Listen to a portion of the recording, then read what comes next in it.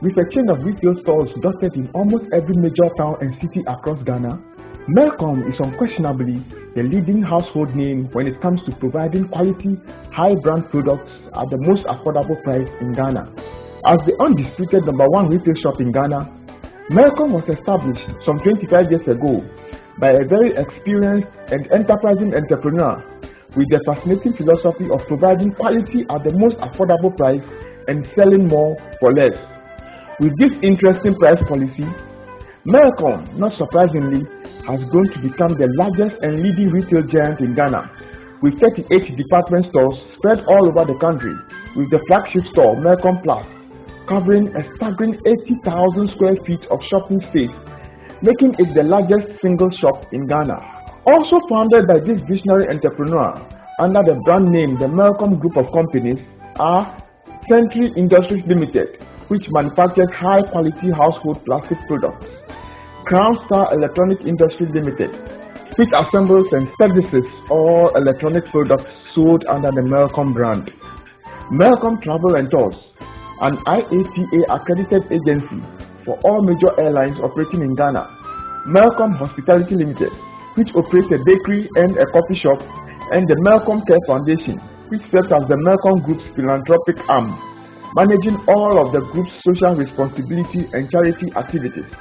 With the immeasurable help of Mr. Godwin Abenobo, the Director of Communications of the Melcom Group, we were filled with a profound sense of utmost admiration, privilege, and gratitude when the man behind it all, the owner, founder, and chairman of the Melcom Group of companies, Mr. Bhagwan Kupchandani, in spite of his extremely busy schedule, graciously agreed to speak to us and in the process provide lessons of mentorship to young and upcoming entrepreneurs on secrets of business success. Coming up right now on Mpuntu Bofo.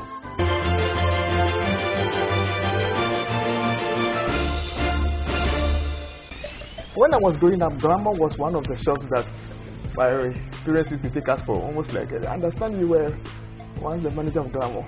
Not manager, I was a 50% owner of Glamour. So my father and his younger brother established Glamour in the year 1946.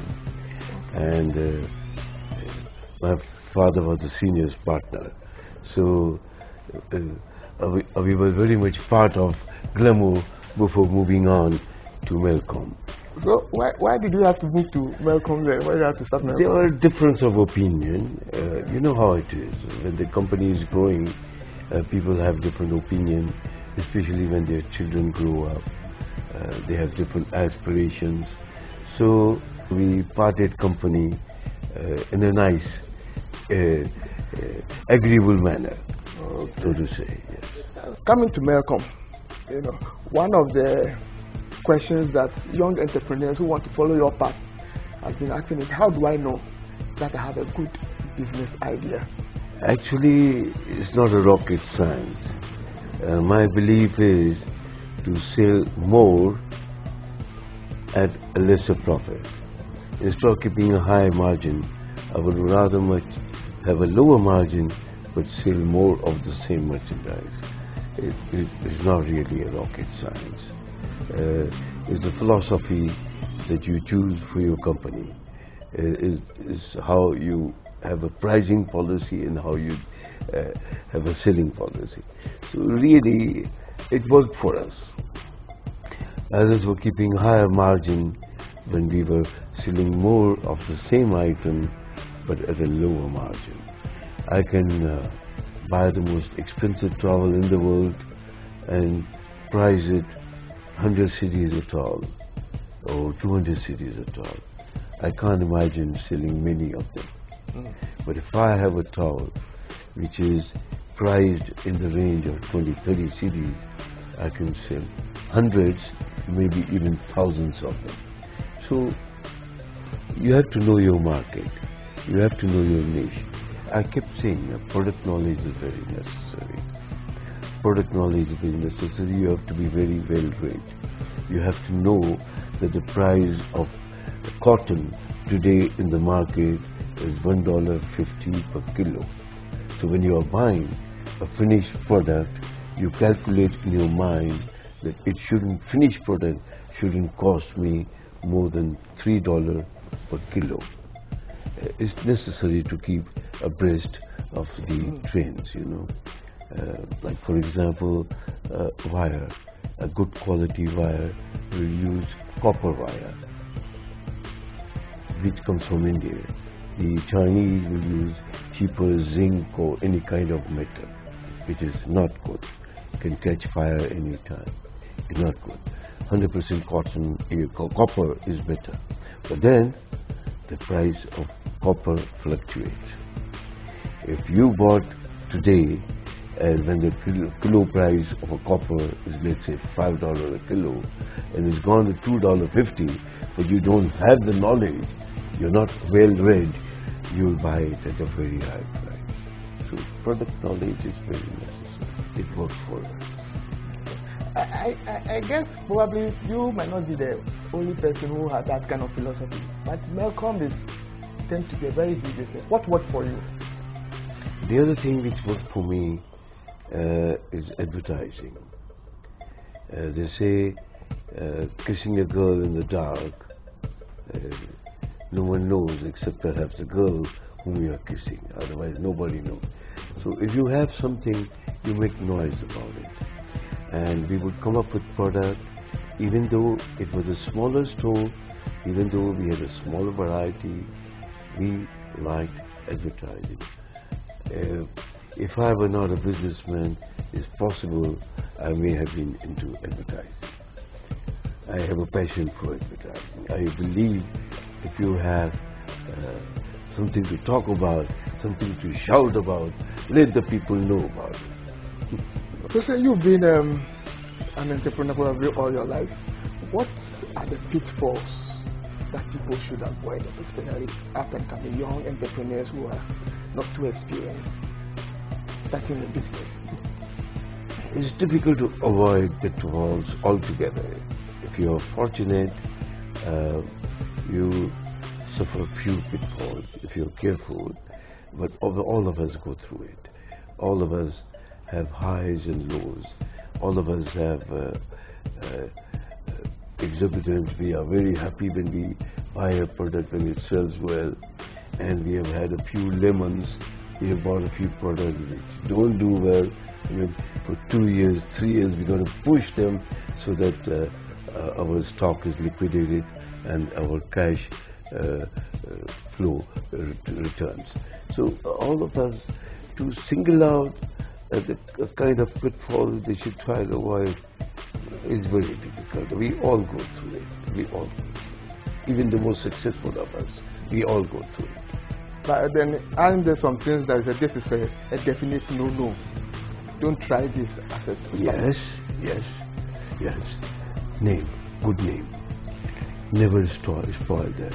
Whether it's with the banks or it's with your supplier, never let your name be tarnished. Never. These are the people who will help you to come up. Your customers, your bankers. You don't play the fool with them. Some people will take a loan and immediately go and buy a flashy car or maybe a flashy house. Their priorities are all mixed up. They are not targeting this money has to be paid back. So I got to make money on the borrowed money and pay back in time and with interest. Some of them, once they get a chance to borrow, they feel that now this is my money, I don't have to give anybody anything. This is most unfortunate. This perhaps will be the greatest pitfalls to fall in. So a good name is no substitute for that. A good name is very necessary. What, in your opinion, is a successful business? Successful businessman is the one who has found the right formula which works for him. It could be like our policy of keeping prices affordable. It could be I'm going to sell something which others are not selling. I'm going to sell everything upmarket and create a niche for himself. For example, you've always felt that this particular segment has not been properly addressed. No one has taken the trouble. If I do this, I'll be highly successful. It's a dream, and a dream can come true if you're prepared to work for it. A dream can come true. We are all dreamers, really. You have to have little gut feeling where you can contribute, where you hope to do better than anybody is doing right now. You must have a gut feeling that I can make a difference. I can add something to this kind of a trade. You have to have that gut feeling. But it's something that you cannot learn in school. You have to learn in hard knocks of business. I mean, making a few mistakes, hopefully not mega mistakes, and learn from it.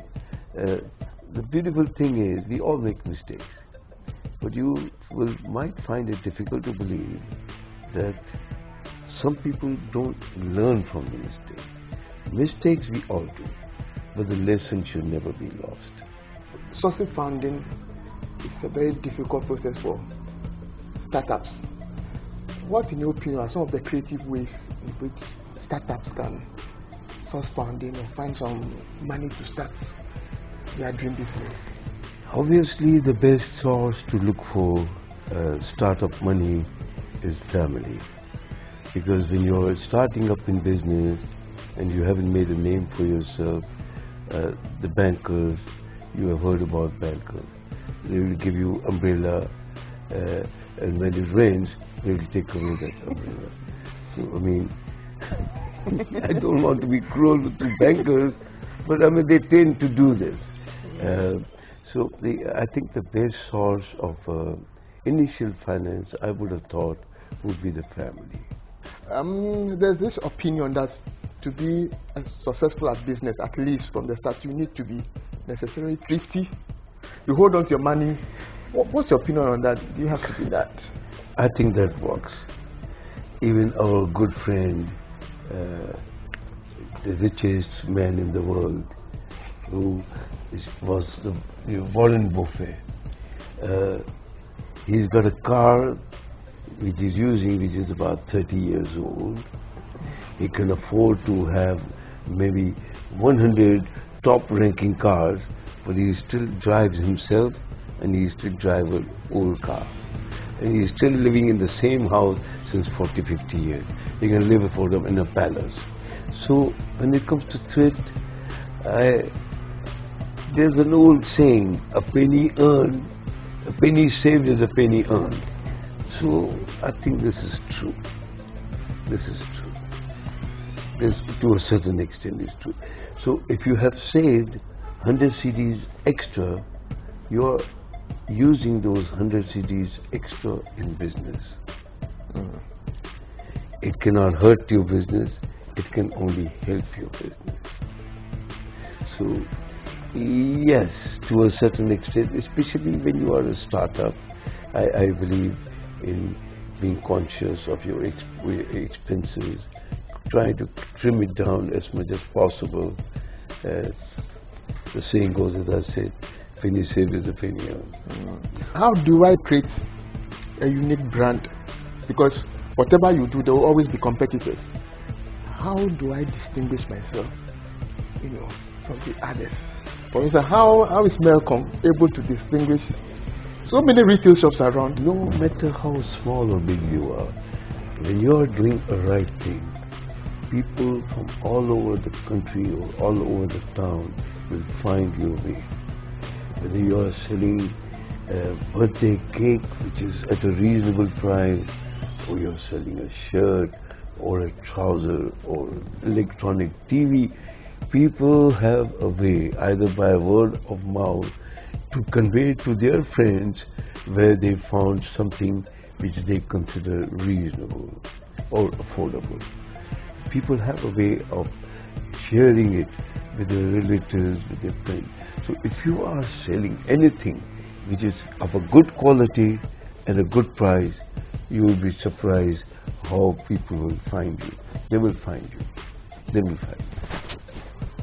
For experienced people like you in business, who have so much knowledge, how can young and upcoming entrepreneurs benefit from such experience? Or how can you provide mentorship to young? We are already doing this. We have 38 shops. At least minimum 30 of these shops are managed by Ghanaian managers who, beside earning salary, get company paid house, and they enjoy a commission on every CD of sale that take place under their management while he is the manager of the shop. Okay. So we are creating entrepreneurs. The knowledge that he acquired by being one of my managers will certainly help him. I pray and hope, I would even encourage that they should aspire to own their own shop in time to come. It may not be Melcom size, but it doesn't matter how small they start. At least they are gaining experience, at least they are gaining product knowledge. They can decide which item they can specialize in when they decide to go their own way. So we are training entrepreneurs. We are, and we are happy about it, and we are very proud of it. We are also training merchandisers. Quite a few merchandisers we have taken from Ghana to China for the trade fair, to gain their experience, to gain their expertise which they have acquired by selling, so that they can guide us. Which, when we are stuck, we have 4 products before us and we need to select one of it. They help us to guide which one they feel will sell. Now, for example, one day I went to furniture department, and a girl came up to me, said, "Sir, why is it that coffee table is always 3-piece set? You know, 3-piece set. In other words, coffee table and 2 side tables. Why can't it be 4-piece, sir? Some Ghanaian houses are big, so the 2 side table is not enough." She was right. I imported 5-piece set, and I'm doing very well. So, you know, if you're prepared to listen when they bring idea on the table, you can turn it to a very profitable venture. You know, we have benefited a lot from our Ghanaian merchandisers who have extremely good product knowledge. So it's a learning process, but we are fortunate to have had people who have been in my employment for 25 or even more years. So it's an asset. If you know how to use it, it's an asset. Somebody asked me to ask this question: that why is it that successful businessmen tend to have multiple companies? Is it just a matter of diversifying your investment, or there's a strategic business decision for that? Now, we got a plastic factory. We had an electronic assembling plant, which is no longer an assembling plant. It's a workshop taking care of our electronic product. I have a travel agency, which you can say was a passion. I got a bakery, and I hope to go very big in food stuff, because food is something we consume 3 times a day, so it's essential. So whatever I sell most, I feel it makes common sense to try and produce here in Ghana. Not really rocket science, I mean, you know. So I think this is a natural growth of a company, and each person will read it in his own way. I feel that next growth for Melcom will have to come from manufacturing foodstuff. People think there's a secret in being a successful businessman. That there are, because the rich and their generation continue being rich, the poor and their generation continue being poor. There must be some secret that they are transferring from generation to generation. What secret is there to success here? Persistent, doing same thing over and over again, having a dream and being able to work towards it, being single-minded and want to be there. This is what I would advise anybody who's thinking of going into any business whatsoever. He has to be single-minded about it, and he has to work towards it. There's no shortcut to success. There's never been. I always say is 95% perspiration and 5% inspiration. The inspiration part of it, you can say, is luck. You can say luck, but only 5% of it. 95% is perspiration. You got to work for it. Nothing comes easy. He has to be thinking of something that he feels he can do better than anybody else. That confidence has to be there. That inspiration has to be there. And if he is fortunate enough to achieve something, then he must put his life, he must put his soul into it. He must put his soul into it to be successful. He must put everything he has into it. And I can't imagine if he puts everything into it, he will not succeed. I refuse to believe he will not succeed. He will succeed. He will succeed. Perhaps beyond his wildest dreams, he will succeed. If he put his all into it. Thank you so much, sir. It's been a pleasure. It's a pleasure, sir. Thank you so much. Thank you so much.